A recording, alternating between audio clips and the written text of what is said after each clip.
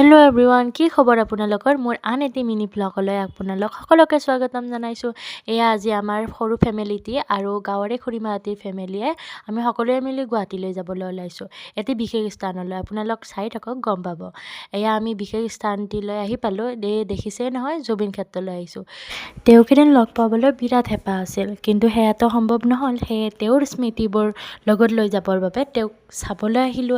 এয়া এতিয়া তেওঁৰ স্মৃতিৰ বাবে এখন গামোচাও পালোঁ, এখন ফটো কিনি ল'লোঁ, লগতে যাতে ঘৰতে এই স্মৃতিবোৰ লগত লৈ যাব পাৰোঁ। এয়া এতিয়া তাৰ পৰা ওলাই আহিয়ে আমি গুৱাহাটীত নতুনকৈ বনোৱা পাৰ্কখনলৈ আহিলোঁ। তাৰো দৃশ্যবোৰ ইমানেই ধুনীয়া যে কি ক'ম।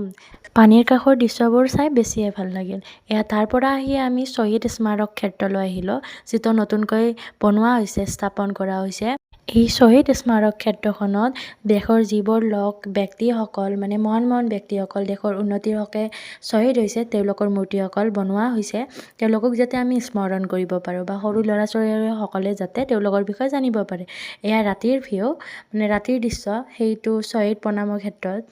ইয়াৰ ৰাতিৰ ভিউটো বিৰাটেই ধুনীয়া, কাৰণ লাইটিং আছে তাৰ বাবে। ওপৰৰ পৰা দেখিবলৈ ইমানেই মনোমোহা। সেয়ে সকলোবোৰ চাই আমি এতিয়া যাবলৈ ওলাই আহি আছোঁ।